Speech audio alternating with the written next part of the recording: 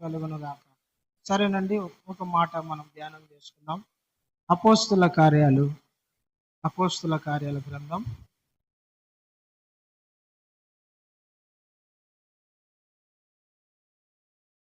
అపోస్తుల కార్యాలు 2వ అధ్యాయము 28వ వచనం ఒకసారి చదవండి. గట్టిగా చదవాలి. ఎవరైనా చదవండి, అయితే గట్టిగా చదవండి. జీవ మార్గములు తెలిపితివి, నీ దర్శనమును అనుగ్రహించి నన్ను ఉల్లాసముతో నింపెదవు. హల్లెలూయా. పేతురు దావీదు రాసిన కీర్తనను ఎత్తిపట్టి దావీదు రాసిన కీర్తనను జ్ఞాపకం చేసుకుంటా దేవుని అక్కడున్న ప్రజలతో మాట్లాడుతున్నాడు. పేతురు ఏమని? జీవ మార్గములు నాకు తెలిపితివి, నీ దర్శనమును అనుగ్రహించి నన్ను ఉల్లాసముతో నింపెదవు. హల్లెలూయా.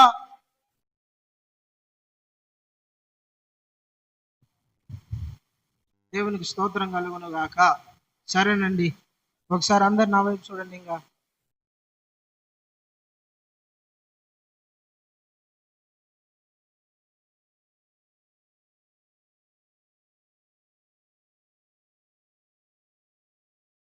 Praise the Lord. హల్లెలూయా. నా వైపు చూస్తా, దేవుని వాక్యం వినండి ప్రియులారా. దావీదు చేసిన ప్రార్థన, దావీదు రాసిన కీర్తన, అట్లనే ఆ కీర్తనను పేతురు భక్తుడు ఎత్తిపట్టి అందరికి చెప్తున్నాడు. జీవ మార్గములు నాకు తెలియజేసితివి. ఏమిటా జీవ మార్గాలు? జీవానికి పోయే దారి, జీవానికి పోయే దారులు, జీవానికి పోయే దారులు. మనము మన ఊరికి వెళ్తాం, మనం ప్రయాణాలు చేస్తూ ఉంటాం. మనకు దారి చూపించే వాళ్ళు ఉండాలి కదా. మనము వేరే ఎక్కడికైనా తెలియని ప్రాంతానికి పోతాం. తెలియని ప్రాంతానికి ఉన్నప్పుడు దారి తెలియకుండా పోతే ఏమవుతాం? ఆడాడే తిరుగుతాను. నాకు తెలిసిన నన్ను ఒక ఆయనను చర్చి దగ్గర రా అని చెప్పిన. చర్చి దగ్గర రమ్మని చెప్తే బాబానగర్లో చర్చి అని చెప్పిన. బాబానగర్లో చర్చి అక్కడ తిరుగుతాడు, ఇక్కడ తిరుగుతాడు, ఆ బాబానగర్ అంతా తిరుగుతా అన్నాడు. కానీ చర్చి కాడికి రాలేకున్నాడు. అయ్యా, బాబానగర్లో లాస్ట్ లో మందిరం ఉంటుంది, ఎవరని చెప్తారంటే ఆయనకి తెలుసుకోలేకున్నాడు. అప్పుడు నేనేం చేసిన, గూగుల్ మ్యాప్ పెట్టినా, కరెక్ట్గా లొకేషన్ అనమాట. ఈడ వాట్సాప్లో పెడితే వాళ్ళు కరెక్ట్గా ఈడికి వస్తారనమాట. దారి తెలియకుండా ఏమవుతుంది? ఆడాడి తిరిగి తప్పిపోయి రాత్రి పగుళ్ళు తిరుగుతూ ఉంటారు. అక్కడక్కడే ఉంటది, అక్కడక్కడే, కానీ తెలియదు. అట్లాగనే పిల్లరా, జీవానికి పోయే మార్గాలు భక్తునికి తెలియజేసినంట, దావీదుకు తెలియజేసినంట. దావీదు అదే అంటున్నాడు, దేవా జీవానికి పోయే మార్గము నాకు తెలియజేసినవయ్యా, తెలిపినావు. ఒకవేళ జీవానికి పోయే దారులు మార్గము నాకు తెలియకపోయింటే నేనేమైపోయేవాడినో. ఆ మార్గము నాకు తెలిపినావు కాబట్టి జీవ మార్గములో నడవడానికి నాకు సహాయపడుతున్నాయి. హల్లెలూయా. దేవునికి స్తోత్రం కలుగును గాక. ఎక్కడికి పోయే దారులు కనుక్కున్నాడంట దేవుడు తెలియజేశాడంట దావీదుకు. జీవానికి పోయే దారులు దావీదుకు దేవుడు తెలిపినాడంట. మనము కూడా జీవానికి పోయే మార్గము, జీవానికి పోయే దారి కనుక్కోవాలి. అన్ని కనుక్కుంటున్నాడు మనుషుడు. భూమి మీద భయంకరమైన టెక్నాలజీ కనుక్కుంటున్నాడు. ఆకాశంలోకి వెళ్ళడానికి మనిషి దారులు కనుక్కుంటున్నాడు, నీటిలోకి వెళ్ళడానికి దారులు కనుక్కుంటున్నాడు. మనిషి బంగారమును ఎక్కడెక్కడ దొరుకుతుందో దారులు కనుక్కుంటున్నాడు. అన్ని కనుక్కుంటున్నాడు. కానీ మనిషి జీవానికి పోయే మార్గాన్ని మటుకు, దారులను మటుకు కనుక్కోలేకున్నాడు. అసలు ఎన్ని కనుక్కుంటాడు మనిషి తెలిసిన ఈ రోజుల్లో? అన్ని కనుక్కుంటాడు. అసలు నేను ఒక పోస్టర్ డిజైన్ చేయాలంటే, ఆదివారపు ఆరాధన అనేది ఒక ఆ పోస్టర్ డిజైన్ చేయాలంటే దగ్గర కనీసం అన్నా కూడా ఒక 10 నిమిషాలు పట్టేది. ఏఐ ఉంది, ఏఐ ఇప్పుడు వచ్చింది, ఆర్టిఫిషియల్ ఇంటెలిజెన్స్ అనేది. ఏఐలో జస్ట్ నేను ఒక ప్రాంప్ట్ అనమాట, ఆ పదాలు ఇచ్చినామంటే చాలు, ఆదివారపు ఆరాధన ఉదయం 9 గంటలకు ప్లస్ ఏదో కింద ఇచ్చేసి నాకు అద్భుతమైన ఒక పోస్టర్ డిజైన్ చేసి అంటే నిమిషం కూడా పట్టదు, డిజైన్ చేసి ఇచ్చేస్తుంది అది. అంత అద్భుతమైన అన్ని తెలుసుకుంటాను. సులువైన మార్గాలు, మనిషి బతకడానికి సులువైన మార్గాలు అనేటివి చాలా ఉన్నాయి. ఒకప్పుడు బండి కొనడానికి మా నాన్న నాకు ఫస్ట్ జీబీ బండి కొనిపించినాడు, ఎక్స్ట్రీమ్. అప్పట్లో అది 93,000, అంటే దగ్గర 15 సంవత్సరాల కిందట విషయం చెప్తాను. 93,000 బండి. నేను ఇది కావాలని పట్టిన, నాకు ఈ బైకే కావాలి, ఇదే నాకు కావాలా. పల్సర్ బైక్ అప్పుడు ట్రెండింగ్ గా ఉన్నింది. పల్సర్ కు ఆపోజిట్ గా ఎక్సలెంట్ లుక్ తో ఉన్న బైక్ ఏదంటే ఎక్స్ట్రీమ్, హీరో హోండాలో ఎక్స్ట్రీమ్ బండి. అప్పట్లో అది 93,000. దాని 50,000 ఉంది. అంత కావాలి, ఇంకా 43,000 కావాలంటే లోనుకు పోయినా. లోన్కి పోతే ఆ చెక్కు కావాలన్నాడు, షూరిటీ కావాలన్నాడు, ఏంటంటో కావాలన్నాడు. ఇప్పుడు జస్ట్ ఏమొద్దంట. ఇప్పుడు ఏదైనా కొనాలంటే ఏం అవసరంలా, Aadhaar card, PAN card, bank book తీసుకుపోయి ఆడ పెడితే చాలు, అన్ని ఆన్లైన్ ఇస్తాను. మనిషి చూడండి, అన్ని సులువైన మార్గం. నాశనం కావడానికి కూడా ఫస్ట్ లోన్ తీసుకోండి, మళ్ళీ నేను చంపుతా అంటారు. ఫస్ట్ లోన్ తీసుకో, మళ్ళీ నేను ఆటోమేటిక్గా మిమ్మల్ని చంపుతా. అప్పుడు లోన్ తీసుకోవడానికి ఒక మనిషి వచ్చేవాడు, దానికి షూరిటీ సంతకం అని, చెక్ సంతకం అని, దానికి కడతడా లేదా, సొంతిల్లా కాదా, ఎన్నెన్నో విచారించేవాడు. ఆ లోన్ తీసుకోవడానికి ఈ వ్యక్తి తల కాళ్ళు, తల కింది కాళ్ళు పైకి పెట్టేవాడు. వద్దురానైనా లోనే అనేవాడు. ఇప్పుడు అట్లా కాదే, సెకండ్ లో లోన్ ఆడికి పోయి ఆధార్ కార్డు, పాన్ కార్డు నాకు లోన్ అంటే అవన్నీ చెక్ చేసి వెరిఫికేషన్ చేసి ఇచ్చేస్తాడు. ఫస్ట్ తీసుకుంటావు, మళ్ళీ తర్వాత ఏం చేస్తాడు, వాడు చంపుతాడు అనమాట. హల్లెలూయా. అంటే ఏదైనా కూడా ఏమైపోయింది, సులువుతరం. ప్రతిదీ అన్నిటికీ కనుక్కుంటాడు మనిషి. ఆకాశం లేకపోవడానికి, అంతరిక్షం లేకపోవడానికి కనుక్కుంటాడు, సముద్రము లోపుకు పోవడానికి కనుక్కుంటాడు, సముద్రములో నివాసము చేయగలమా లేదా అని కనుక్కుంటున్నారు మనుషులు. బట్ జీవ మార్గానికి వెళ్ళే, అంటే జీవానికి పోవడానికి దారి కనుక్కోవడంలా అన్ని కనుక్కుంటున్నాడు, కానీ జీవానికి వెళ్ళడానికి, జీవం కావడానికి జీవ మార్గములు మనిషి కనుక్కోనాకున్నాడు. హల్లెలూయా, హల్లెలూయా. జీవం ఏందన్నా, మేము ఆల్రెడీ బ్రతికే ఉన్నాం కదా, జీవానికి మార్గం ఏంది కనుక్కుండేది. మళ్ళా ఆల్రెడీ మనం జీవించుతానే కదా ఉండేది, మళ్ళా కొత్త జీవం ఏంది, మళ్ళా జీవానికి మార్గాలు కనుక్కోవడం ఏంది అని మీరు చాలా మంది అనుకోవచ్చు. ఒక ఆయన భూమి మీద, మైకేల్ జాక్సన్ అనే వ్యక్తి 150-200 సంవత్సరాలు బ్రతకాలనుకున్నాడు. ఈ జీవం కనీసం 150 సంవత్సరాలు బ్రతకాల, ఏంది ఇంత డాన్స్ వేసి ప్రజలను ఇంతగా అలరించి, ఇంత పేరు పొందిన తర్వాత నేను ఉన్నట్టుండి 40 ఏళ్ళకి 50 ఏళ్ళకి సావడం ఏంది, కనీసం అన్నా కూడా 150 సంవత్సరాలు బ్రతకాలా అని డాక్టర్లంతా, భూమి మీద ఉండే గొప్ప డాక్టర్లు అందరినీ తెచ్చిపెట్టుకున్నాడు పక్కన. రోజు ఇంజక్షన్లు వేసుకునేవాడు, సర్జరీలు చేసుకునేవాడు, మంచి ఫుడ్ తినేవాడు. 53-54 సంవత్సరాలు చచ్చిపోయినాడు. అంటే మనిషి ఏంది, బాగా ఎప్పుడు జీవించుతా ఉండాలి, ఎప్పుడు బ్రతుకుతా ఉండాలి, ఎప్పుడు ఆరోగ్యంగా ఉండాలి, ఎప్పుడు ఉండాలనేది ఆశ. కానీ దానికి పోవాల్సిన మార్గం కనుక్కోలేకున్నాడు. బ్రతకాలని ఆశ ఉంది, ఎప్పుడు జీవించాలని ఆశ ఉంది, ఎప్పుడు ఉండాలని ఆశ ఉంది. తొందరగా సావాలని ఎవరికి ఆశ లేదు. అందరికీ ఎక్కువ సంవత్సరాలు బ్రతకాలని ఆశ ఉంది. బట్ ఏంటంటే దానికి మార్గాలు కనుక్కోలేకున్నాడు. దేవునికి స్తోత్రం, హల్లెలూయా. ప్రియులారా, ఒక మాట చదువుదామండి. తిమోతికి రాసిన మొదటి పత్రిక 4వ అధ్యాయం 8వ వచనాన్ని ఒకసారి చదవండి. శరీర సంబంధమైన సాధకము కొంచెం మటుకే గాని ప్రయోజనం అవును. దైవ భక్తి, ఇది మనకు కావాల్సింది అంటే ఇప్పటి జీవపు విషయంలోను రాబోవు జీవపు విషయంలోను వాగ్దానముతో కూడినదైనందున ప్రయోజనకరమైనది. హల్లెలూయా. అంటే ఇప్పటి జీవం ఉంది, రాబోవు జీవం ఉంది. ఇప్పటి జీవం ఉంది, రాబోయే జీవం ఉంది. ఇంకో మాట చదువు, కొరింథీయులకు రాసిన 2వ పత్రిక 5వ అధ్యాయము 4వ వచనాన్ని ఒకసారి చదవండి.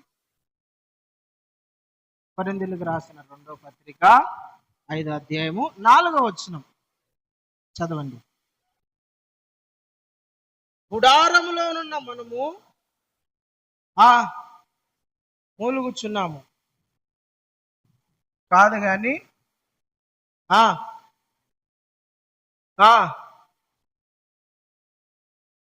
హల్లెలూయా. మర్త్యమైనది జీవము చేత ఏంటంట? మర్త్యమైనది జీవము చేత మృంగివేయబడు. మర్త్యమైనది అంటే పనికి రానిది, పాడైపోయేది, వేస్ట్ అని అర్థం. ఇప్పుడు ఇలా నా వైపు చూస్తా వినండి ఒకసారి. ఈ జీవం ఏమైపోతుందంట? మర్త్యం అయిపోతుంది, కనపడకోకుండా పోతుంది, పనికి రాకోకుండా పోతుంది. అయితే ఈ మర్త్యమైన ఈ జీవాన్ని, ఈ శరీరాన్ని, లేదంటే ఈ ప్రాణాన్ని అమర్త్యమైనది అంటే జీవము ఏం చేస్తుందంట? మింగేస్తుంది. హల్లెలూయా. అంటే ఇప్పుడున్న జీవం కాదు, ఇంకొక జీవం ఉంది. ఇప్పుడు బ్రతికే బ్రతుకు కాదు, ఇంకొక బ్రతుకుంది. ఇప్పుడు ఇప్పుడు అనుభవించే ఈ జీవితం కాదు, ఇంకొక జీవితం ఉంది. దానికంట మార్గాలను తెలుసుకోవాలి. హల్లెలూయా.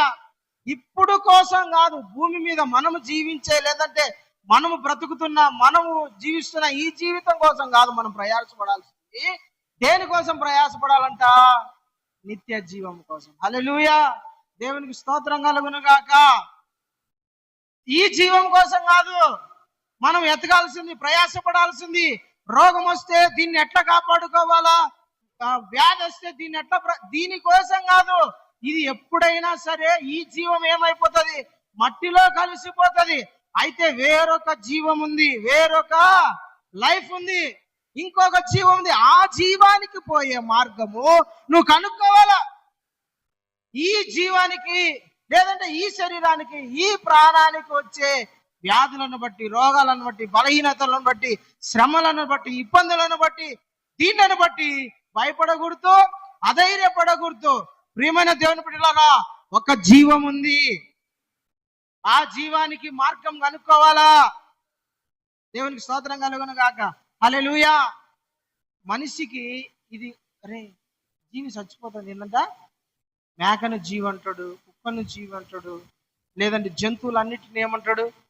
జీవి అంటాడు కదా. అరే జీవితం, జీవం పోతుంది, ఆ వ్యక్తికి జీవం పోతుంది, ప్రాణం పోతుంది, ఆ వ్యక్తికి అనేది జీవం పోతుంది అంటారు కదా. అయితే దేవుని దృష్టిలో ఇది జీవం కాదు. దేవుని దృష్టిలో ఇది జీవము కాదు. మనకైతే జీవమే, దేవుని దృష్టిలో ఇది జీవం కాదు. దేవుని దృష్టిలో జీవించే వాళ్ళెవరు, జీవానికి పోయే వాళ్ళెవరు? జీవం అంటే గుర్తుపెట్టుకోండి, ఎప్పుడు బ్రతకడం అనుకోండి. ఇది మరణం లేనిది జీవం అంటే. మరణం లేనిదాన్ని జీవం అంటారు. దేవుని దృష్టిలో ఇది జీవం కాదు. దేవుని దృష్టిలో మనం బ్రతికేది బ్రతుకు కాదు. దేవుని దృష్టిలో, ప్రభు దృష్టిలో ఇది అసలు జీవమే కాదు. ఎఫెసీ పత్రిక 2:1-2 ప్రకారము, మీరు మీ అపరాధముల చేత, పాపముల చేత చచ్చిన వారై ఉండగా క్రీస్తు మీ కొరకు అర్పణగా అర్పించబడి ఆయన మిమ్మల్ని బ్రతికించానని ఉంటది. అంటే దేవుని దృష్టిలో ఈ జీవమే కాదు. ఇంకో మాట ఎఫెసీ పత్రిక 4లో ఉంటది, 4వ అధ్యాయము 8వ వచనంలో ఉంటది అనుకుంటా. ఒకసారి చూడండి. ఎఫెసీలకు రాసిన పత్రిక, ఉండమ్మా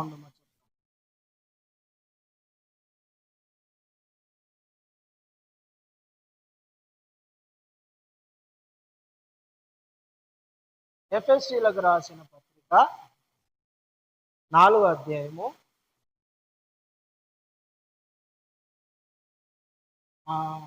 18 చదవండి.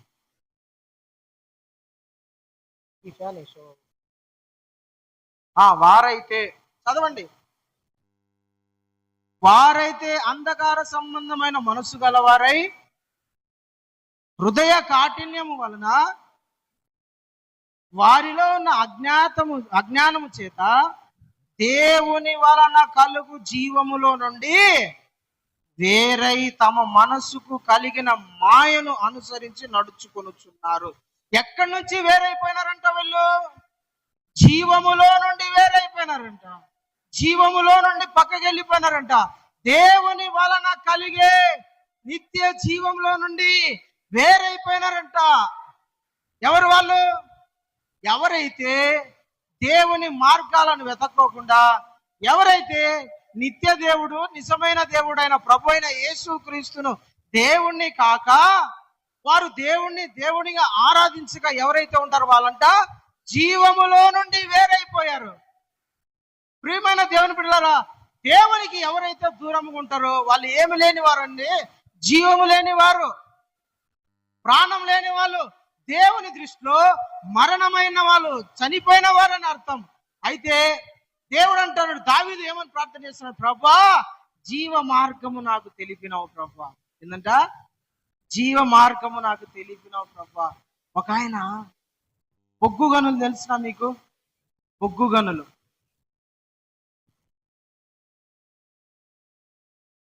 మా సుమలత వాళ్ళ ఊరి దగ్గర అన్నీ అయ్యాయి. గోదావరి కని బొగ్గు గనులు అంతా. బొగ్గు అంటే ఈ బొగ్గు కాదు, అది వేరే బొగ్గు. బొగ్గు గనులు అన్ని సింగరేణి అంటారు, సింగరేణి గనులు. వాళ్ళ బొగ్గుని తోగడానికి 100 మీటర్ల లోపల పోతారు, చాలా లోపలికి. అంటే ఇంచుమించు ఒక 10 అంతస్తుల్లో తిరిగి వెళ్ళిపోతారు. అడిగి పోతే అక్కడ ఊపిరి అంటే గాలి సరిగ్గా ఉండదు, లైటింగ్ సరిగ్గా ఉండదు. వాళ్ళు ఏం చేస్తారంటే అక్కడ కింద ఆ బొగ్గు రావడానికి బాంబులు పెడతారు, లోపల బాంబులు పెట్టేస్తారు, పెట్టి లోపల పగల కొడతారు అనమాట, పేలుస్తారు. వీళ్ళు ఏం చేస్తారంటే ఆ బాంబులు పోయి బాంబు పెట్టేసినాడు ఒక ఆయన, పెట్టేసి అది తొందరగా బయటికి వచ్చేయాలి, లేదంటే అక్కడే ఆడని తాంకోవాలన్నమాట. ఆయన ఏం చేశాడంటే ఇక్కడ ఉదాహరణ ఈ స్పాట్ లో బాంబు పెట్టి బయటకు వచ్చే దారి పోకోకుండా లోపల మార్గం వెళ్ళిపోయినాడు. కొంచెం దూరం పోయినాడు, ఆ బాంబు ఏమైందంటే బ్లాస్ట్ అయింది. బ్లాస్ట్ అయ్యేసరికి ఈ బొగ్గు గనులు బొగ్గు అంతా ఆ దారికి అడ్డం పడిపోయినాయి. ఇప్పుడు అతను బయటికి రావడానికి కుదరడంలా. వీళ్ళు పైన ఉన్న వాళ్ళంతా అనుకుంటారు, అరే మనం వచ్చింది 9 మంది కదా, ఒకటి లేడు, ఎక్కడికి పోయినాడు, వాడు ఏమన్నా లోపల ఇరుక్కుపోయినాడేమో, ఎట్లా ఈ దారి వెళ్ళడానికి వీల్లేదు, బొగ్గు అంతా అడ్డుపడిపోయింది. అప్పుడు ఏం చేసినారంటే వీళ్ళు వేరొక దారిన కనుక్కొని దాంట్లోకి అతను ఎట్లయినా నేను బ్రతకాలి, ఎట్లా బయటపడాలని ఆతృతతో భయంతో ఎదురు చూస్తాడు, కేకలేస్తాడు, అరే నన్ను రక్షించండి, అరే నన్ను కాపాడండి, అరే ఎవరైనా రాను ఎవరు లేరు. అయితే మొత్తానికి ఒక 2-3 గంటల తర్వాత అతను ఉండే చోటికి దారి కనుక్కున్నారు అనమాట. హల్లెలూయా, దేవునికి స్తోత్రం కలుగును గాక. ఇప్పుడు ఈ వ్యక్తులు వచ్చి కానీ ఆ జీవానికి లేదంటే బయట పడేయడానికి దారి చూపిస్తే గాని బయటికి రాలేకపోయాడు. అదే దావీదు అంటాడు, దేవా, జీవానికి పోయే మార్గములో నీవు నాకు తెలియజేసినావు. ఒకవేళ నీవు నాకు తెలియజేయకపోయింటే, నువ్వు నాకు తెలపకపోయింటే నా జీవము ఏమైపోయిండదు, నేను ఏమైపోయావన్నో, నేను ఎక్కడుండేవాన్నో, నేను నా స్థితి ఏందో, నా పరిస్థితి ఏందో నాకు అర్థం కాని సిచ్యువేషన్ లో నేను ఉండిపోయేవాడిని. అయితే నువ్వు నాకు తెలియజేసినావు ప్రభా, జీవానికి పోయే మార్గమును నువ్వు నాకు తెలియజేసినావు. హల్లెలూయా, దేవునికి స్తోత్రం కలుగును గాక. దేవుడే మన జీవానికి మార్గాన్ని తెలియజేసినాడు. అసలు జీవానికి మార్గాలు ఏంటి నేను చెప్తా, కొన్ని మాటలు మీరు గుర్తుపెట్టుకొని. తిమోతి పత్రికలో ఒక అద్భుతమైన మాట ఉంటుంది, వారు వాస్తవమైన జీవమును సంపాదించుకొనగోరి. తిమోతికి రాసిన మొదటి పత్రిక 6వ అధ్యాయం 18వ వచనం. తిమోతికి రాసిన మొదటి పత్రిక 6వ అధ్యాయం 8వ వచనం చదవాలి, ఫాస్ట్గా ఉండాలి మీరు. వారు వాస్తవమైన జీవమును సంపాదించుకొనగోరి. చాలు, ఈ మాట చాలు, ఇంకా తర్వాతదంతా మనకు వద్దులే, అది ఎప్పుడైనా ధ్యానం చేసుకున్నాం. వారు వాస్తవమైన జీవమును ఏం చేయాలనుకున్నారంట? సంపాదించుకోవాలని కోరుకుంటారంట. ఏ జీవాన్ని? వాస్తవమైన జీవాన్ని. వాస్తవమైన ఇంగ్లీష్ లో ఏముంది చదువుతావు మాట, ఆ మాట ఇంగ్లీష్ బైబిల్ ఉందా నీ కాడ? తెలుగులో బైబిల్ ఉందా? అంతలే కాదు, చూస్తూ ఉండు. వాస్తవమైన జీవాన్ని సంపాదించుకొనగోరి. హల్లెలూయా.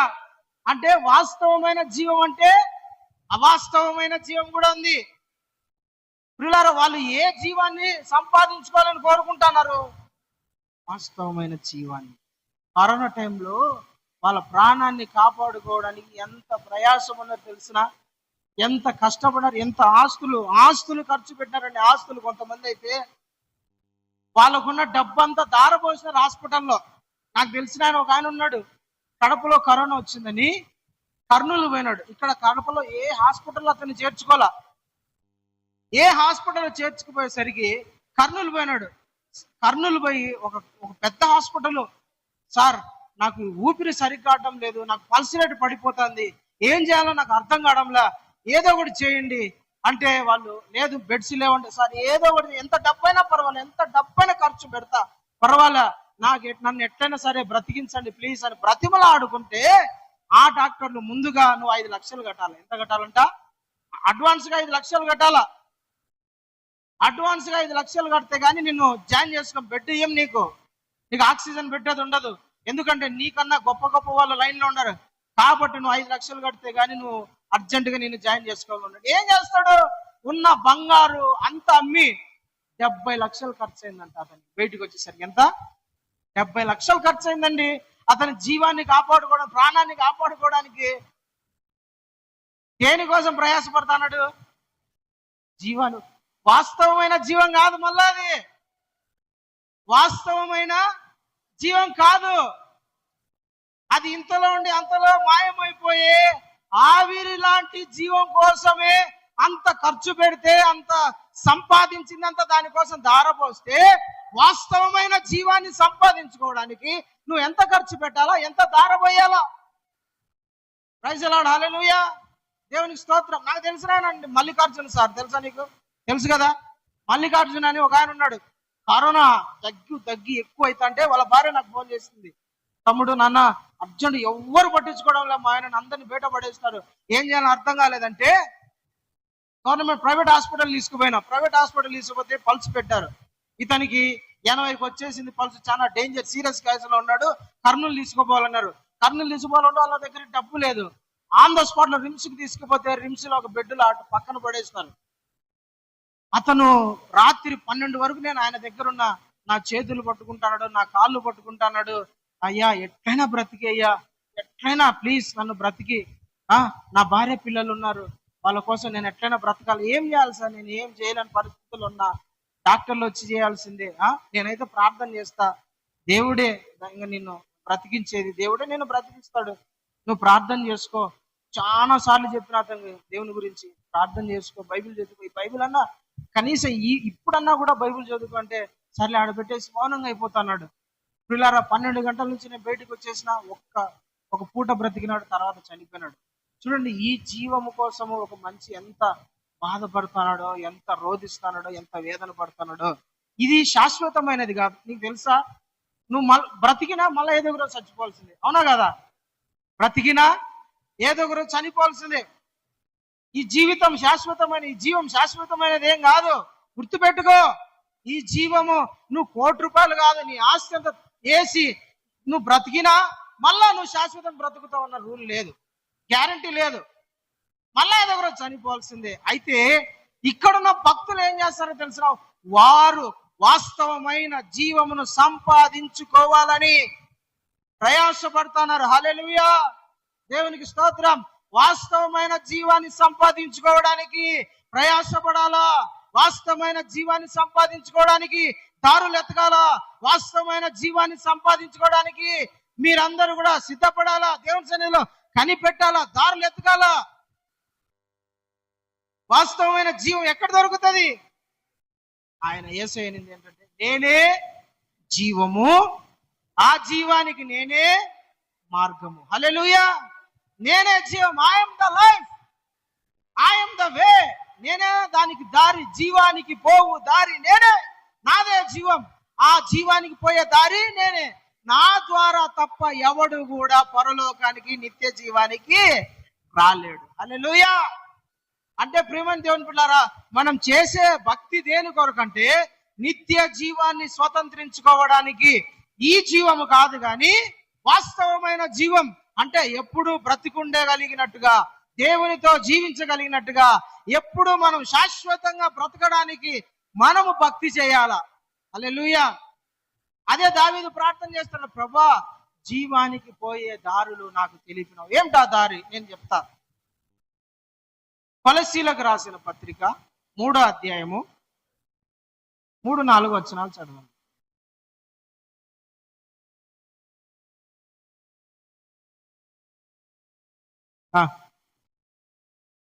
చదవండి.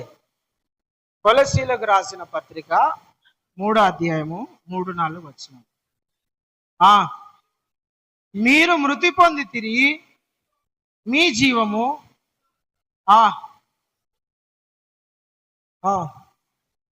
ఏంటంటే మనకు జీవమైన మన ఎవరు జీవమైన మనకు జీవమై ఉన్న క్రీస్తు. చాలండి. హల్లెలూయా. జీవం ఎవరు? Who is the life? ఎవరా జీవం? ఎవరా జీవం? ఎవరా జీవం?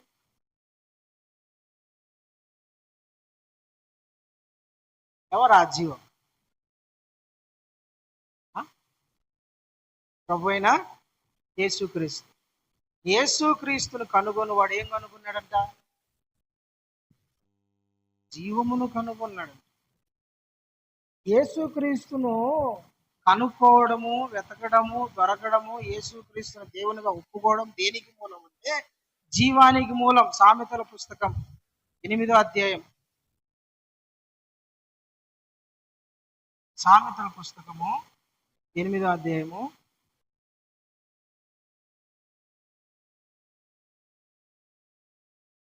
35వ వచనం చదవండి.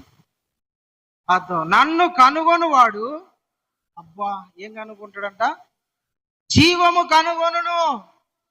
యెహోవా కటాక్షము అతనికి కలుగును. హల్లెలూయా. నన్ను కనుగొనువాడు ఎవరు? ఆయన ప్రభు అయిన యేసుక్రీస్తును కనుగొనువాడు జీవమును కనుగొనట్టే. యేసు ప్రభుని కనుక్కునేవాడు జీవాన్ని కనుక్కున్నట్లే. ఎవరైతే యేసుక్రీస్తుని కనుక్కుంటాడో అతను జీవాన్ని కనుక్కున్నట్లండి. ఇంకా జీవం అతనికి దొరికినట్టే, లైఫ్ అతనికి దొరికినట్టే.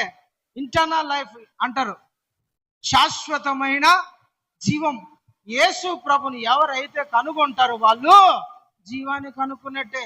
పెద్ద పెద్ద సైన్సులు, పెద్ద పెద్ద టెక్నాలజీ, తెలివి కనుక్కోవడం కాదు, కానీ యేసుక్రీస్తుని ఎవరైతే కనుక్కుంటారో వాళ్ళు జీవాన్ని కనుక్కున్నట్టంట. ఎవరైతే యేసుక్రీస్తుని కనుగొనరో వాళ్ళు జీవాన్ని కనుగొనలేని వారే. ఇప్పుడు యేసుక్రీస్తుని కలిగి ఉన్న వాళ్ళంతా ఏం కలిగి ఉన్నట్లంట? జీవాన్ని కనుగొని ఉన్నారు. హల్లెలూయా, హల్లెలూయా. యేసుక్రీస్తుని కనుగొన్నావా? తెలుసా నీకు యేసయ్య? యేసయ్య తెలుసా? ఎందుకు తెలియదు? యేసయ్య తెలుసా? ఫస్ట్ ఏంటంటే యేసు ప్రభుని కనుక్కుంటే జీవాన్ని కనుక్కున్నట్టే. మరి యేసయ్య తెలుసా నీకు? ఆయన కూడా ఒక మతానికి దేవుడు అండి. ఆయన కూడా ఒక మతానికి దేవుడు. శిలువలో ప్రాణం పెట్టినాడంట, తిరిగి లేచినంట. అంతేనా? క్రిస్మస్ అయితే కేకు, గుడ్ ఫ్రైడే అయితే ఏడుపు. అదేనా? ఏంది యేసుక్రీస్తుని కనుగొనడం? యేసుక్రీస్తుని నన్ను కనుగొంటే జీవాన్ని కనుగొన్నాడు. అసలు యేసుక్రీస్తుని కనుగొనడం అంటే ఊరికే. బంగారము కనుగొనాలంటే, బంగారమును కనుక్కోవాలంటే రోడ్డు మీద దొరకదు బంగారం. కొండలు తోగాల, లోయలలో తిరగాల, మట్టిలో ఎత్తకాల, దాన్ని జల్లి పట్టాల. చాలా పెద్ద ప్రాసెస్ ఉంది. వెండి బంగారములు కనుగొను కంటే జ్ఞానమును కనుగొనుట. వెండి బంగారములు కనుక్కోవడానికి ప్రయాసపడితే జ్ఞానాన్ని, ప్రభు అయిన యేసుక్రీస్తుని కనుక్కోవడం అంటే సామాన్యమైన విషయం ఏం కాదు. యేసుక్రీస్తుని కనుగొన్నవాడు జీవాన్ని కనుగొంటాడు. హల్లెలూయా. దేవునికి స్తోత్రం కలుగును గాక. యేసుక్రీస్తుని నువ్వు కనుక్కున్నావా? యేసుక్రీస్తును నువ్వు కనుక్కున్నావా? అందరు యేసు ప్రభుని 12 మంది శిష్యులు వెంబడిస్తా ఉన్నారు. ఆయనకు ఒక డౌట్ వచ్చి ఆగి అందరి వైపు తిరిగి, ఒరే లోకంలో నన్ను అందరు ఏమనుకుంటున్నారా నాన్న? 12 మందిని అడిగినారు. అందరూ నన్ను ఏమనుకుంటున్నారు అంటే ఒక్కొక్కడు ఒక్కొక్క మాట. ప్రభా, నువ్వు ఏలియావంట, నువ్వు ఇర్మియావంట, నువ్వు మోసేవంట, ప్రవక్తలలో ఒకడు అంట అని అందరూ నానా రకాలుగా చెప్తా అన్నారు. సరే, అందరూ రకరకాలుగా ఒక్కొక్కరు ఒక్కొక్క కారణం, అందరూ ఒక్కొక్క కారణం చెప్తా అంటే ఒక ఆయన నిలబడి, ప్రవ్వా నీవు ఏమన్నాడు, సజీవుడవైన దేవుని క్రీస్తువు. హల్లెలూయా, దేవునికి స్తోత్రం. అందరూ ఒక్కొక్కరు ఒక్కొక్క మాట చెప్తున్నారు. పేతురు మటుకు నువ్వు జీవము గల దేవుని కుమారుడవు. హల్లెలూయా. నీకు దేవుడు ఏ విధంగా, క్రీస్తు ఏ విధంగా అర్థమైనాడో దాన్ని బట్టి నీకు జీవం. క్రీస్తు అర్థం కావాలండి. క్రీస్తు అర్థం కాకుండా జీవం అర్థం కాదు. క్రీస్తును వెతకాల, ఆయన గుణాతిశయములు, ఆయన ప్రేమను, ఆయన జాలిని, ఆయన కనికరమును, ఆయన ఎందుకు భూమి మీదకి దిగి వచ్చినాడు, ఎందుకు ప్రాణం పెట్టినాడు, ఎందుకు తిరిగి లేచినాడు, అవన్నీ నాకెందుకు కాదు, అవన్నీ మనకు అవసరం. అవన్నీ తెలుసుకోవాలి. అవి కనుక్కుంటేనే జీవాన్ని కనుక్కున్నట్టు. అవన్నీ తెలుసుకున్నప్పుడే నీకు జీవం దొరికినట్టు. యేసుక్రీస్తు గురించి లోతైన అనుభవం నీకు రావాలి, నువ్వు తెలుసుకోవాలా. హల్లెలూయా. యేసుక్రీస్తును కనుగొన్నవారు దేన్ని కనుక్కున్నట్లంట? జీవాన్ని కనుగొన్నారు. జీవాన్ని కనుగొన్నట్లే, జీవాన్ని కనుక్కున్నట్లే, బ్రతకడానికి లైఫ్ కనుక్కున్నట్లే. హల్లెలూయా, దేవునికి స్తోత్రం కలుగును గాక. రెండో మాట చెప్తా, అపోస్తుల కార్యాల గ్రంథము 11వ అధ్యాయము 18వ వచనం చదవండి. అపోస్తుల కార్యాల గ్రంథము 11వ అధ్యాయము 18వ వచనం. వారు ఈ మాటలు విని మరేమి కూడా అడ్డం చెప్పక అన్యజనులకును దేవుడు జీవార్థమైన మారు మనసు దయచేసి ఉన్నాడని చెప్పుకొనిరి. హల్లెలూయా. ప్రేమైన దేవుని బిడ్డలారా, జీవార్థమైన మారు మనసు అనండి. జీవార్థమైన మారు మనస్సు, జీవానికి పనికొచ్చే మారు మనస్సు అని అర్థం. ఏ మనస్సు? జీవానికి పనికొచ్చే మారు మనస్సు అని అర్థం. అంటే మారు మనసు పొందడము జీవానికి దారి. జీవాన్ని, యేసు ప్రభుని తెలుసుకోవడం ఎంత ముఖ్యమో మారు మనసు పొందడం కూడా అంతే ముఖ్యం. జీవం గల దేవుని వైపు తిరగడం కూడా అంతే ముఖ్యం. జీవానికి మార్గములో మారు మనసు పొందకోకుండా, మారు మనసు కలిగి లేకోకుండా మనం జీవాన్ని పొందుకోవడం అంట అసాధ్యము. పేతురు చెప్తాన్నాడు, పేతురు భక్తుడు, వాళ్ళందరూ కూడా జీవం గల దేవుని వైపు తిరిగి మారు మనసుకు తగినైన జీవార్థమైన మారు మనసు వాళ్ళు పొందుకున్నారు. ఏ మనసు అంట? జీవానికి పనికొచ్చే మారు మనసు. చెప్తాయినండి. ఇస్కరియోతు యూదా ఉన్నాడు. యేసు ప్రభుని 40-30 వెండి నాణ్యాలకు, ఎన్ని నాణ్యాలకు అమ్మేసినాడు. అమ్మేసిన తర్వాత, అయ్యో నేను నీతిమంతుణ్ణి అప్పగించినానే, అయ్యో నేను పరిశుద్ధిని అప్పగించినానే, అయ్యో నేను దేవుణ్ణి అప్పగించినానని ఇస్కరియోతు యూదా ఏం పడ్డాడంటే బాధపడి, మనస్సులో సంతాపపడి, దుఃఖపడి ఏం చేసినాడంటే అతను పోయి ఉరి పెట్టుకొని చచ్చిపోయినాడు. ఆ మనసు దేవునికి పనికొస్తుందా? ఆ మారు మనసు దేవునికి పనికొస్తుందా?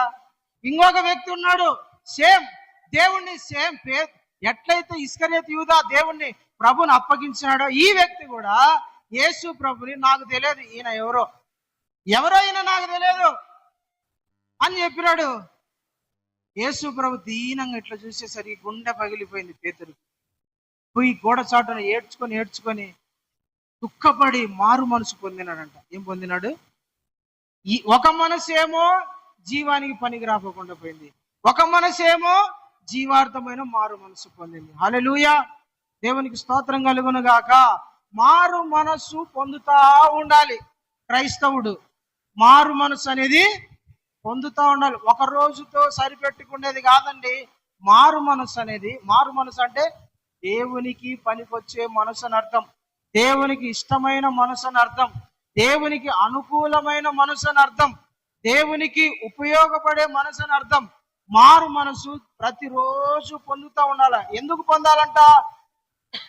దేవుడు యేసయ్యలాగా మారడానికి మనం పొందుకోవాలి. హల్లెలూయా. మనకు మనకు మన మనసు ఎందుకు మారుతూ ఉండాలా?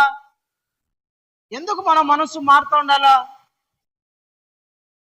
యేసు ప్రభు లాగా మారడానికి, సంపూర్ణంగా ఆయన లాగా మారడానికి మన మనసు ప్రతిరోజు మారుతూ ఉండాలండి.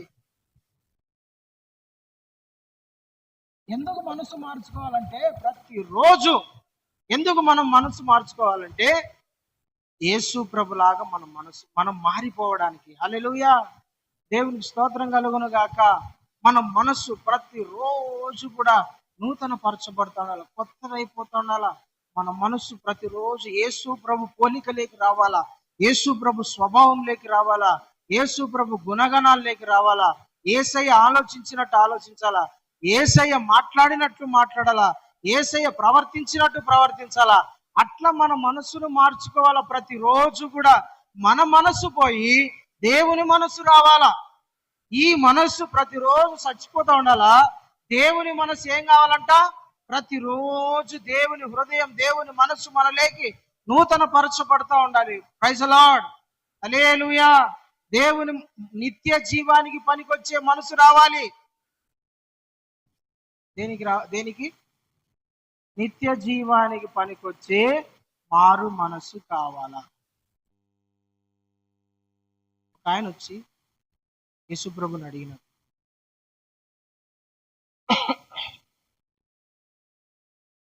ప్రభా, ఈ కట్టడాలు చూస్తావా ఎంత అద్భుతంగా ఉన్నాయో? ఏ రోజు కట్టించినాడు ఇవన్నీ? మందిరంలో ఉండి ఏ రోజు కట్టించినాడు ప్రభా ఇవన్నీ? అయితే ఇది కట్టేటప్పుడు కొంతమంది దాని కింద కూలి చనిపోయినారు ప్రభా. ఎంత దుర్మార్గులే కదా వాళ్ళు, ఎంత పాపిష్టోళ్ళే కదా. దేవుని మందిరంలో అవన్నీ పడి ఆ శిథిలాలన్నీ పడిపోయి చనిపోయినారు ప్రభా. ఎంత దుర్మార్గులైతే వాళ్ళు అట్లా చచ్చిపోయినారు ప్రభా అంటే యేసయ్య ఒక కఠినమైన మాట అన్నాడు.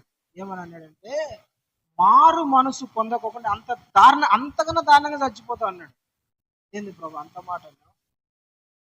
మారు మనసు పొందకోకుంటే అంతకన్నా దారుణంగా మీరు చనిపోతారని. చూడండి ఒకసారి, లూకాసు వార్తలు ఉంటుంది ఆ మాట. లూకాసు వార్త 7వ అధ్యాయం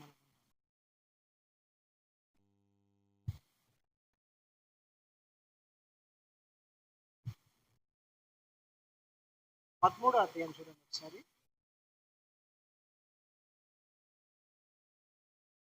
చదువునానా? అది కాదు, 13వ అధ్యాయం నేను అనింది.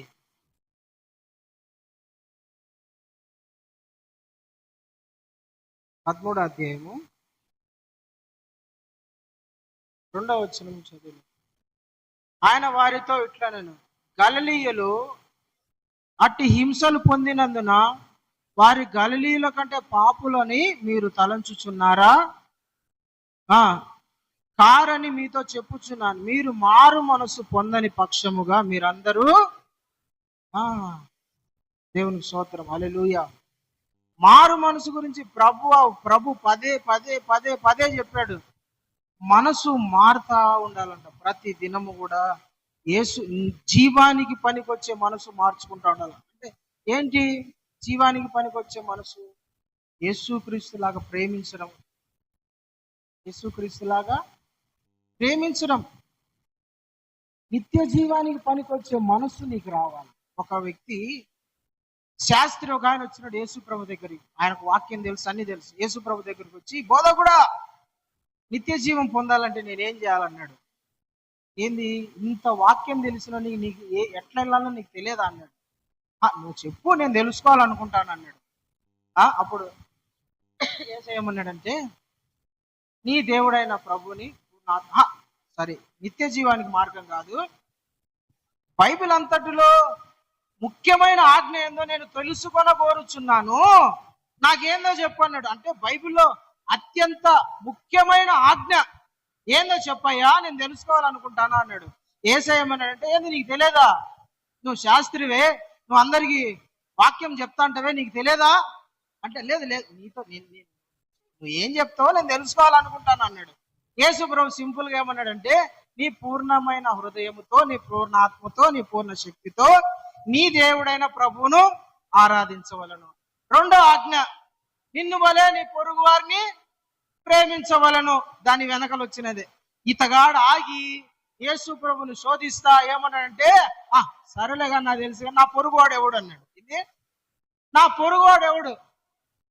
యేసు ప్రభుని శోధించాలని, నా పొరుగువాడు ఎవడయ్యా అంటే ఈయన ఏమంటాడు అనుకో, నీ పక్కింటాడో ఎరిగింటాడో నీకు తెలిసినాడు ఇట్లా చెప్తాడేమో. నా పొరిగింటాడు, నేను వాళ్ళని ఎప్పుడు ప్రేమిస్తానే ఉన్నా, నా పక్కింటోని నేను ఎందుకు ప్రేమించను, నా ఎనిగింటోని నేను ఎందుకు ప్రేమించను, నా పైనింటోని నేను ఎందుకు ప్రేమించను అని ఇతగాడు ఆన్సర్ చెప్తాడు అని అనుకుంటా, నేను చెప్తాను అనుకుంటా అన్నాడు. ఏసేమన్నాడంటే దాని కింద ఒక మాట చెప్పినాడు, యెరూషలేము నుండి యెరికోకు ఒకడు వెళ్తా ఉన్నాడు, దారి మధ్యలో దొంగలు పడి వాని కొట్టి వాని బట్టలు లాక్కొని వాని డబ్బులంతా దోచుకొని వాని కొన ఊపిరితో రోడ్డు పక్కన పడేసినాడు. అప్పుడు ఒక యాజకుడు పోతా ఉన్నాడంట, చూసి చూడనట్టు పట్టించుకున్నట్టు వెళ్ళిపోయినాడు. మళ్ళా ఒక లేవీడు వచ్చినాడంట, అతన్ని చూసి చూడనట్టు పట్టించుకున్నట్టు వెళ్ళిపోయినాడు. అయితే సమరయుడు ఒకడు వచ్చి అతడు కొన ఊపిరితో ఉండగా అతన్ని తీసుకొని తన వాహనం మీద ఎక్కించుకొని పూటగుళ్ళ ఇంటి వాని తీసుకుపోయినాడు. ఇప్పుడు ఇదెందుకు చెప్పినాడంటే, యూదులకు, ధర్మశాస్త్రోపదేశకులకు, ఇజ్రాయెల్ ప్రజలకు సమరయులంటే అస్సలు పడదు. కుండు మీద కారం కొట్టినట్టే, అంత మంట అన్నమాట. వాళ్ళకు మేలు చేయాలన్నా, వాళ్ళ దారులలో వెళ్ళాలన్నా అంత మంట. ఏంది? కుండు మీద కారం పోసినట్లే అన్నమాట. యేసు ప్రభు ఆ సందర్భాన్ని ఎత్తుకున్నాడు. ఇజ్రాయెల్ ప్రజలకు, యూదులకు సమరయుల మార్గంలో వెళ్ళరు, వాళ్ళతో మాట్లాడరు. సమరయ స్త్రీ అదే కదా అనింది. ఏమనింది? యేసు ప్రభు, అమ్మ దాహానికి నీళ్ళు అంటే, ప్రభు మీరు యూదుడై ఉండి దాహముకు నన్నేలా అడుగుతానో ఉంటది. అంటే యూదులు ఆ దారిలో పోరు, వాళ్ళని సాయం అడగరు, వాళ్ళని పట్టించుకోరు. యేసు ప్రభు ఏమన్నాడంటే, సింపుల్ గా నువ్వు ఎవరినైతే చీదరించుకుంటావో, ఎవరైతే నీకు అసహ్యమో, ఎవరైతే నీకు పడదో, ఎవరి పేరు చెప్తుందే నీ ఒళ్ళు జలగరిస్తుందో, ఎవరిని నువ్వు దూరం పెట్టాలనుకుంటున్నావు వాళ్ళని నువ్వు దగ్గర తీసుకొని ప్రేమించాలని చెప్పినాడు. హల్లెలూయా. ముఖ్యమైన ఆజ్ఞ అదే. ఏంది? నీకు ఎవరైతే నచ్చరో, ఎవరైతే గిట్టదో, ఎవరైతే అసహ్యమో, ఎవరిని చూస్తే నీవు చంపేయాలన్నంత కోపం వస్తుందో, వాళ్ళని చూస్తేనే నీకు అసహ్యించుకోవాలంత ద్వేషం ఉంటుందో, వాళ్ళకే నువ్వు సహాయం చేయాలా, వాళ్ళనే నువ్వు ప్రేమించాలా, వాళ్ళని నువ్వు దగ్గర తీసుకోవాలా, వాళ్లకు దేవుని ప్రేమ ఎంతో చూపియాలని దేవుడు చెప్తున్నాడు. హల్లెలూయా. దేవునికి నీకు ఇష్టమైన వారిని నువ్వు ప్రేమించడం అది పెద్ద ఆజ్ఞ కాదు, అది జీవానికి పోయే మారు మనసు కాదు. హల్లెలూయా.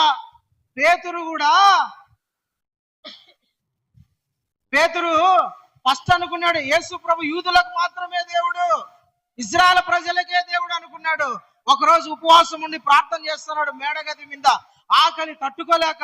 ప్రభు అన్ని భూమి మీద ఉన్న అన్ని జంతువులు చూపించి నీకు ఇష్టమైంది చేసుకొని తిను అన్నాడు. ప్రభా నేను ఏ రోజు కూడా నిషిద్ధమైంది తినలే, ఏ రోజు కూడా నేను అట్లా పనికిరాంది నేను తినలేదయ్యా, ఏదో కోడినో లేదంటే మేకనో ఎద్దునో అయితే నేను తింటా గాని ఈ పందులను, కుక్కలను, పాములను నేను ఏనాడ తింటాను ఆయన, నేను తినను అన్నాడు. అంటానే నీకు వద్దా అన్నాడు. వద్దు ప్రభా. 3 సార్లు చెప్పిన పీకేసినాడు, వద్దు. అయితే పేతురు మనసంతా ఒకటే గలిబిలి. ఏంది ప్రభు నాకు దర్శనం చూపించినాడు, ఏదో అసలు ఇది తిండి గురించి దర్శనం కాదు, ఇది ఏదో మొత్తానికి పరలోక సంబంధమైన మర్మము దేవుడు నాతో మాట్లాడుతున్నాడని ఆలోచించుకుంటా ఉన్నాడు. అప్పుడే ఇటాలీ అనే దేశం నుండి 2 మనుషులు వాకిలి కొట్టారు. ఎవరయ్యా మీరు? సీమోన్ అని పేతురు, నువ్వేనా? అవునయ్యా, కొర్నేలి మా ఓనర్ గారు నిన్ను తీసుకురమ్మంటున్నారు. కొర్నేలి ఎవరు?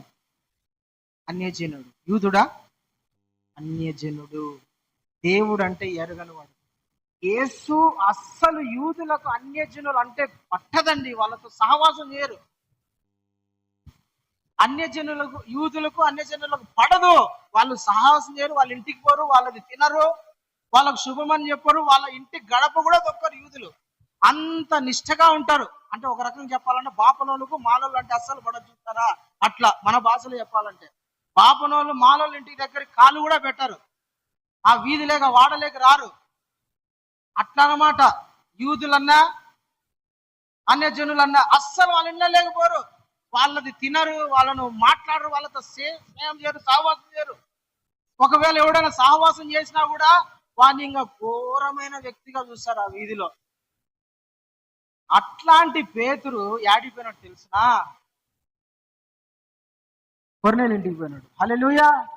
కొర్నేలు ఇంటికి పోయి కొర్నేలు ఇంట్లో సువార్త చెప్పి కొర్నేలుకు బాప్తిస్మం ఇచ్చి కొర్నేలు ఇంట్లో భోజనం చేసి కొర్నేలు ఇంటిలో కొన్ని దినములు గడిపాడంట. కొన్ని దినాలు గడపడం అంటే అతనితో సహవాసం చేసినాడు, అతనితో కలిసి భోంచేసినాడు, అతనితో కలిసి వాక్యాన్ని పంచుకున్నాడు, అతనితో కలిసి ప్రార్థన చేసుకున్నాడు. దాన్ని ఏమంటారంటే మారు మనస్సు. ఏమంటారు? మారు మనస్సు. ఒకప్పుడు యూదులకు దేవుడు, ఇప్పుడు అన్యజనులకు కూడా దేవుడు. ఒకప్పుడు యూదులు అన్యజనులతో సహవాసం చేయరు, ఇప్పుడు అందరితో సహవాసం చెయ్యాలా. ఒకప్పుడు యూదుడు అన్యజనులతో కలిసి తినడు, ఇప్పుడు తినాలా. ఒకప్పుడు యూదుడు అన్యజనులను లేదా అన్యజనులలో రక్షించబడిన వాళ్ళని పెళ్లి చేసుకోరు, ఇప్పుడు సచ్చినట్టు చేసుకోవాల్సిందే. హల్లెలూయా. అదే జీవార్థమైన మారు మనసు. మారు మనసు పొందాలండి. మారు మనసు లేకపోతే అది జీవానికి పనికిరాదు. జీవార్థమైన మనసు. ఇంకొక విషయం ఖచ్చితంగా కఠినంగా ఉంటది, కానీ వినండి. బాప్తీసం తీసుకుంటారు, రక్షణ పొందుతారు, సంఘంలోకి వస్తారు, ప్రభు బలారాధనలు తీసుకుంటారు, సేవకులని చెప్పుకుంటారు, సేవకురాలని చెప్పుకుంటారు. కానీ పెళ్లి దగ్గరకు వచ్చేసరికి మా కులపోడే కావాలా. ఏమంటారు? మా కులపోడే కావాలా. ఒక ఆయన సేవకుడు అండి నాతో పంచుకుంటాడు, అయ్యా మంచి సేవకుడు ఉంటే చూడని చెప్పినాడు. మా కూతురికి మంచి సేవకుడు కావాలా, ఎక్కడైనా ఉంటే చూడండి అని చెప్పినాడు. ఓకే బ్రదర్, మంచి సేవకుడు కదా చెప్తాలే అని చెప్పాను. చెప్పిన తర్వాత ఆయన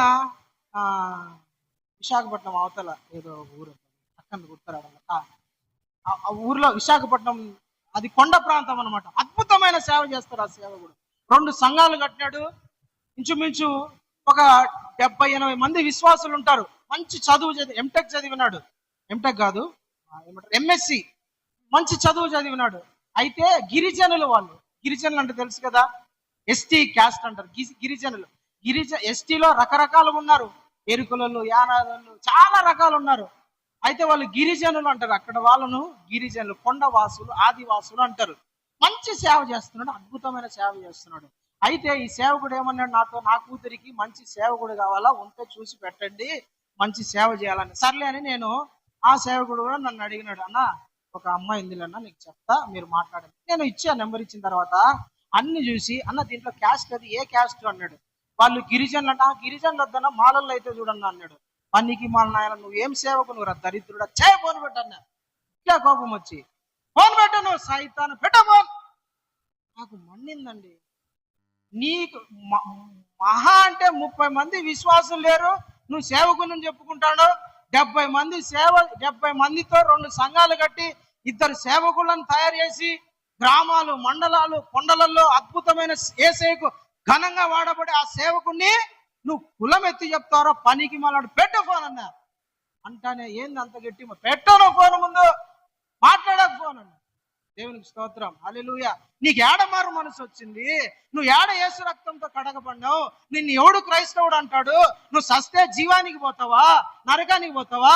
నువ్వు చూసుకో, ఎక్కడ పోతావు నువ్వు? నీ జీవము క్రీస్తుతో కూడా దాచిపెట్టబడిందా? ఒకవేళ నువ్వు మారు మనసు పొంది బాప్తిసం పొందింటే నీ జీవం క్రీస్తుతో దాచిపెట్టబడి ఉంటది. ఇన్ని నువ్వు కథలు చేస్తా మారు మనసు పొందకుండా ఉంటే ఆ జీవాన్ని ఏం చేస్తాడు? జీవాన్ని ఏం చేస్తాడు? తీసుకుపోయి చెత్త పుట్టలో వేస్తాడు. జీవ గ్రంథములో యేసు ప్రభు రాసిన పేరు తుడిచేయడం మనకు చేత కదా.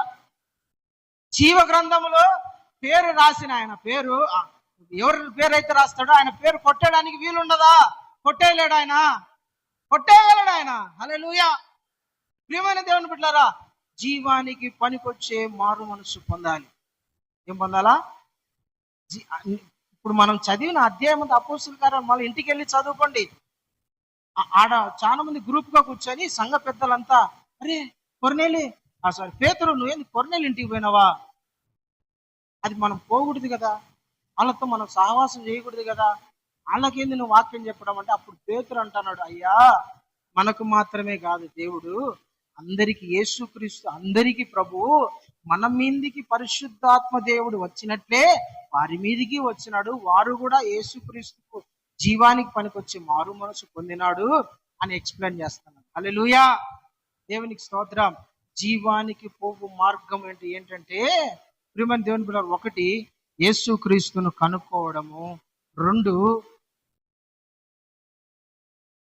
మారు మనసు పొందడం, జీవానికి సంబంధించిన మారు మనసు పొందడం. మూడవది మత్తయి సువార్త 20 బల్ల లేదే, హ్యాపీగా ఉండండి, సంతోషమైన వారం అయిపోయింది, బల్లవారం అనుకోండి, వాక్యం వినండి అంతే. 19 అధ్యాయం 16 వస్తుంది చదవండి.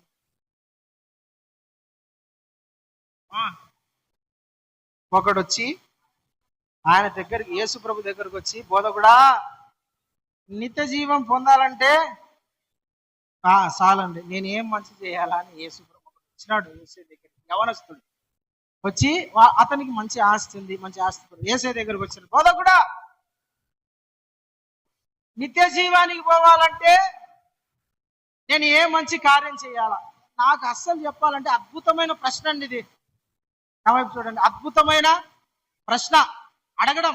చాలా అసలు ఎంత దమ్ము ఉండాలా, ఎంత మనసు ఉండాలా, ఎంత సమర్పణ ఉండాలా కదా. అయ్యా నిత్య జీవానికి పోవాలంటే నేనేం చేయాలి, ఎప్పుడు బతకాలంటే నేనేం చేయాలి, పరలోకం పోవాలంటే నేనేం చేయాలని అడుగుతున్నాడు.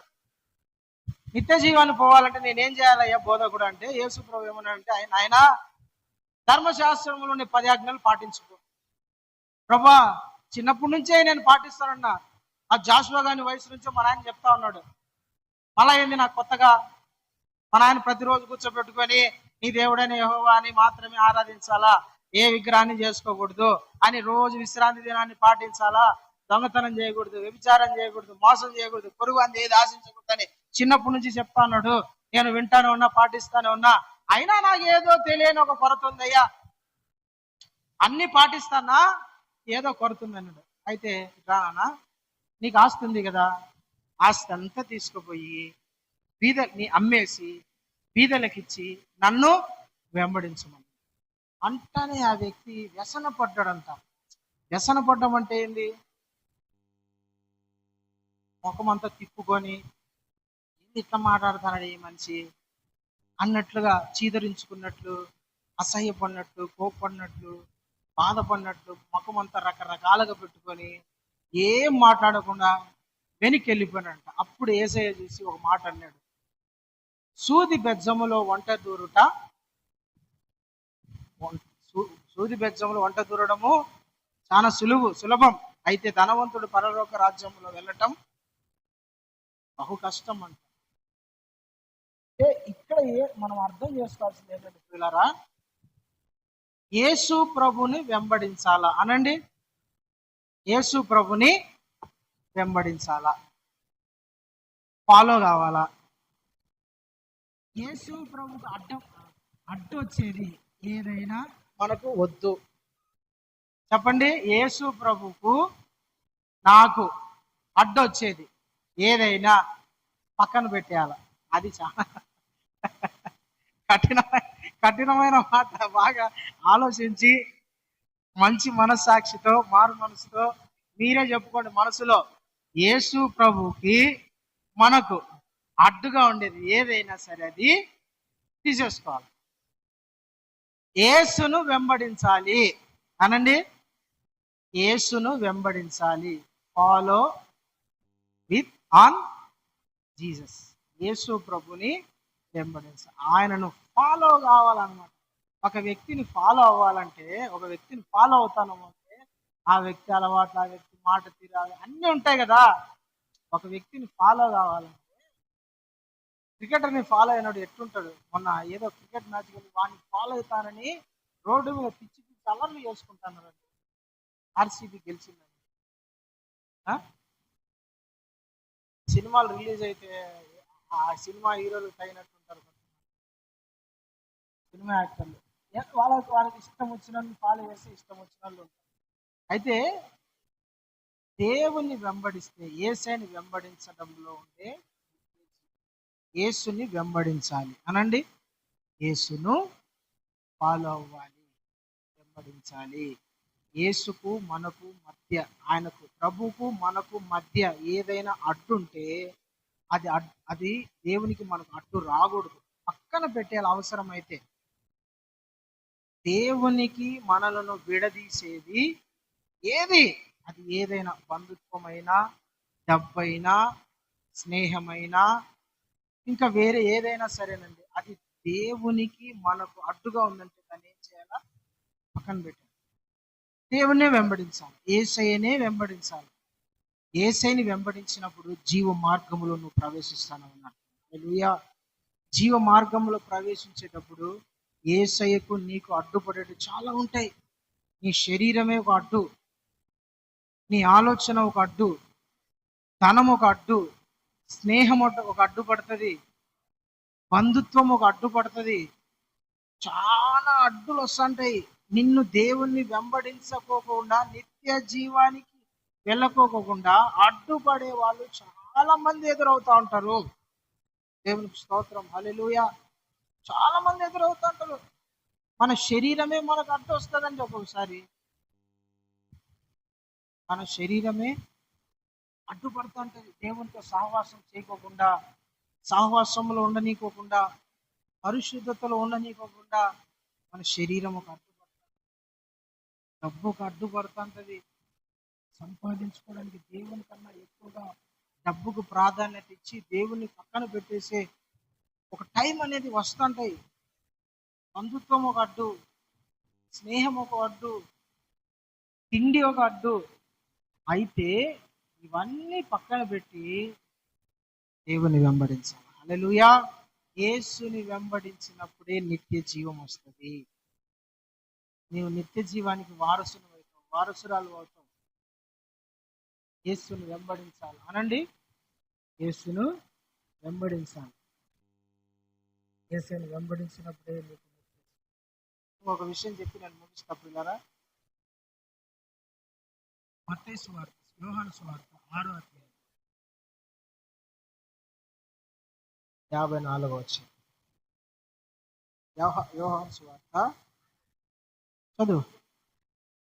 6వ అధ్యాయం 54. నా శరీరము తిని నా రక్తం తాగువాడే నిత్య జీవం గలవాడు. చాలండి. ఏంటంట? నా శరీరం తిని నా రక్తం తాగువాడే నిత్య జీవం గలవాడు. జీవానికి మార్గము ఒకటి, యేసుక్రీస్తును మనము కలిగి ఉండటము. రెండోది, జీవానికి మార్గము మనం మారు మనసు పొందటము. మూడోది, యేసును మాత్రమే వెంబడించడము. నాలుగోది, యేసయ్య రక్తములో, ఆయన శరీరములో పాలి పంపులు పొందాలి. నా శరీరము తిని నా రక్తం తాగువాడే నిత్య జీవం గలవాడు. అంత్యదినం అంటే నేను వచ్చినప్పుడు, యేసయ్య వచ్చినప్పుడు నేను వాడిని లేపుతా. అంటే ప్రేమ దేవుని బిడ్డారా, యేసుక్రీస్తు రక్తములో, శరీరంలో నిత్య జీవం ఉంది. మనము ప్రభు బల్లారాధనలో పాల్గొన, అసలు ఎందుకు ప్రభు బల్లారాధనలో పాల్గొంటున్నాము? జీవం మన లేక వస్తుంది. ఏంటి? జీవం మన లేకి, యేసుక్రీస్తు జీవం మన లేకి వస్తుంది. మనము యేసుక్రీస్తు లాగా జీవించగలడానికి ఈ శరీరము యోగ్యంగా మారుతుంది. క్షయమైన ఈ శరీరము అక్షయతను ధరించుకోవాలి. అంటే గొంగలి పురుగు తెలుసా? సాలె పురుగు కాదు, గొంగలి పురుగు తెలుసా? ఏంది చెప్పండి? గొంగలి పురుగు అంటే ఏం చెప్పండి?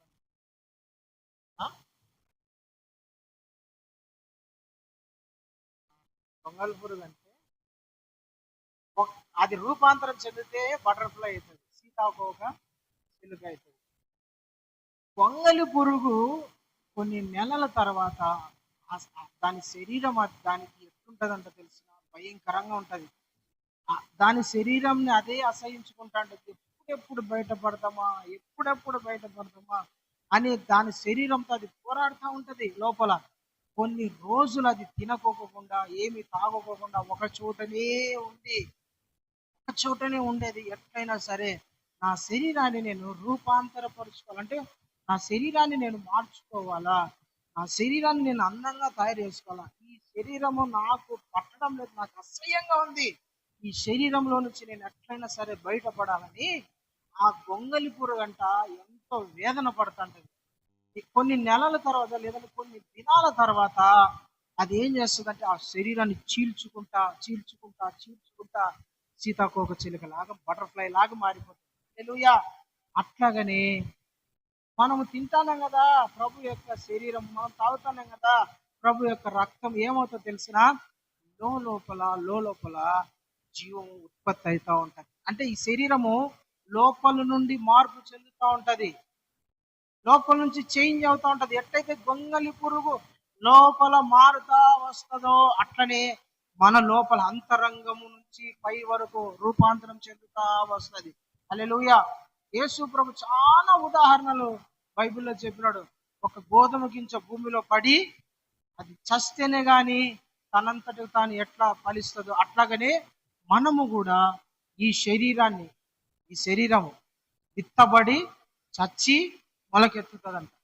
అట్లాగనే ప్రియమైన దేవుని బిడ్డలారా, మనం ఎందుకు ప్రభు బలారాధన తీసుకోవాలా? ఎందుకు ప్రభు బలారాధన తీసుకుంటామంటే మన శరీరము నిత్య జీవం పొందాలి. లోపల నుండి మనము నిత్య జీవం అంటే జీవం ఉత్పత్తి కావాలి, యేసుక్రీస్తు లాగా మారాలి. అలాంటి ప్రభు బలారాధన నిర్లక్ష్యం చేయకూడదు. చాలా మంది నిర్లక్ష్యం చేస్తారు. నిర్లక్ష్యం చేయకూడదు. ఎవరి కోసమో జీవాన్ని పోగొట్టుకోకూడదు మనం. Praise the Lord. హల్లెలూయా. దేవునికి స్తోత్రం కలుగునగాక. జీవాన్ని పొందుకోవడానికి ఇష్టపడాలి, జీవ మార్గాన్ని కనుగొనాలా. ప్రభా నాకు ఇచ్చినావు ప్రభా, ఈ మార్గాన్ని చూపించిన, ఇందులో నేను తప్పిపోకుండా, పడిపోకుండా, జారిపోకుండా నిత్యము ఈ మార్గంలో వెళ్ళడానికి కృప దయచేయి అని ప్రార్థన చేస్తూ ఉండాల. మీకు ఒక వాక్యం గుర్తు రావాలి వెంటనే, ఏమంటే జీవానికి పోయే మార్గం అంట ఇరుకును బహు సంకుచితమై ఉంటదండి. ఆ దారిలో అందరూ పోతారంట. చాలా ఇరుకుగా ఉంటదండి, సంకుచితంగా ఉంటదండి, పోవడానికి చాలా కష్టతరంగా ఉంటది. పోలేరు. బంధువులు లాగుతారు వెనక్కి, స్నేహాలు లాగుతాయి, డబ్బు లాగుతుంది, తిండి లాగుతుంది, రకరకాల నేను వెనక్కి లాగుతుంది. జీవంలోకి పోకోకుండా పోవడమే, ఇరుక్కుంటా పోవాలంటే మళ్ళా వెనక్కి లాగుతాయి. పోవడమే ఇరుకు ద్వారము, అందులో మళ్ళీ నేను లాగే వాళ్ళు ఉంటారు. అందుకని ఏం చేయాలి? దొరికినప్పుడే మనం దూరుతా వెళ్ళిపోవాలంట. హల్లెలూయా. దేవునికి స్తోత్రం కలుగును గాక. ఆమేన్. దొరికిన జీవాన్ని పోగొట్టుకోకూడదు, మనం స్వతంత్రించుకోవాలి. దేవునికి స్తోత్రం. Praise the Lord. దావీదు అదే ప్రార్థన చేస్తుంది, ప్రభువా జీవానికి పోయే మార్గమును నాకు చూపించినవయ్యా, నీ దర్శనము నాకు చూపించి నాకు ఉత్సాహమును ఇచ్చిన ప్రభువా అని ప్రార్థన చేస్తాను. జీవములో ఉన్న ఆశీర్వాదము, జీవములో ఉన్న నెమ్మది, జీవములో ఉన్న స్వతంత్రత, జీవములో ఉన్న మేలులు నువ్వు అనుభవించాల. హల్లెలూయా. నువ్వు వెళ్తా ఉంటే అందులో ఉన్న ఆశీర్వాదాలు పొందుకుంటావు. నువ్వు దిగి వెనక్కి తిరిగి చూడకోకుండా వెళ్తా ఉంటే అందులో ఉన్న ఆశీర్వాదాలు నువ్వు పొందుకుంటావు. వెనక్కి తిరిగితే ఆశీర్వాదాలు పొందుకోలేవు. ఇప్పుడు సగం దూరం వచ్చేసినావు, పట్టుకుందాం అనుకునే లోపల నేను ఎవడో వెనక్కి లాగేస్తే మళ్ళా నువ్వు ఆడికి రావడానికి మళ్ళీ ప్రయాసపడాలి కదా. వచ్చినంత దూరం వచ్చినావు, ఎవడో వెనకల నుంచి పిలిస్తే పని ఉంది నేను పోతానా, నన్ను పట్టుకో అంటే తొందరగా పట్టేసుకుంటావు. వెనకల నుంచి లాగుతా అంటారు నిన్ను. శ్రమ లాగుతుంది, నింద లాగుతుంది, కష్టం లాగుతుంది, ఆర్థిక పరిస్థితులు లాగుతాయి, అన్ని లాగుతా ఉంటాయి నిన్ను. వెనక్కి లాగేస్తా అంటే జీవానికి పోకోకుండా, ఆ దారిలో నువ్వు వెళ్ళకోకుండా, ప్రవేశించకోకుండా ఎందరెందరో లాగి పెడతాంటారు. కష్టాలు, శ్రమలు, ఇబ్బందులు, శోధనలు, ఆర్థికము, అనారోగ్యం, దరిద్రం ఎన్ని లాగుతా ఉంటాయి. నువ్వేం చేయాలంటే అవన్నీ పట్టించుకోకుండా వెళ్ళిపోతా ఉండాల, వెనక్కి చూడకోకుండా ముందుకు వెళ్తా ఉండాలి. హల్లెలూయా. కొంత దూరం వచ్చినావు, పట్టుకునేంత వరకు వెయిట్ చేసినావు అంటే ఆశీర్వాదం పొందుతావు. హల్లెలూయా. దేవునికి స్తోత్రం కలుగును గాక. కొంతమంది వెళ్ళిపోతారు జీవంలో నుంచి, మనం ఎట్లా ఉండాలంటే తెలిసిన పట్టుకునే వారిగా ఉండాలి. ఆశీర్వాదాలను చేతపట్టుకోవాలి, దీవెనలను చేతపట్టుకోవాలి, దేవుని కృపను చేతపట్టుకోవాలి, నిత్య జీవాన్ని స్వతంత్రించుకోవాలి. మనం యేసయ్య ఆశీర్వాదాలన్నీ మనం సొంతం చేసుకోవాలి. దానికి దావీదు చేసిన ప్రార్థన, ప్రభువా జీవ మార్గమును నాకు తెలియజేసిన. నువ్వు ఈరోజు ప్రార్థన చేయి. నీకు తెలుసా జీవ మార్గం, నువ్వు పోయే దారి నువ్వు కనుక్కున్నావా? దేవుడు నీకు తెలిపినాడా? నువ్వు ఆ దారిలో ఉన్నావా? ప్రయాణం చేస్తున్నావు నువ్వు, ఆ దారిలో నువ్వు ప్రయాణం చేస్తున్నావా? జీవ మార్గములో నువ్వు ప్రయాణం చేస్తున్నావా? నీ ప్రయాణంలో ఉన్నావా? ఒకసారి ఆలోచించు, ప్రార్థన చేయి. ప్రభా జీవ మార్గానికి పోయే దారి నేను కనుగొనాలి, నాకు తెలుపు. ఒకవేళ తెలుసుకుంటే ఈ మార్గంలో ఉండడానికి స్థిరపరచు, నిలకడగా ఉంచు, సమాధానంతో నన్ను నడిపించండి. ప్రభు ఈ వాక్యాన్ని దీవించి ఆశీర్వదించు. ప్రార్థన చేసుకుంటాం.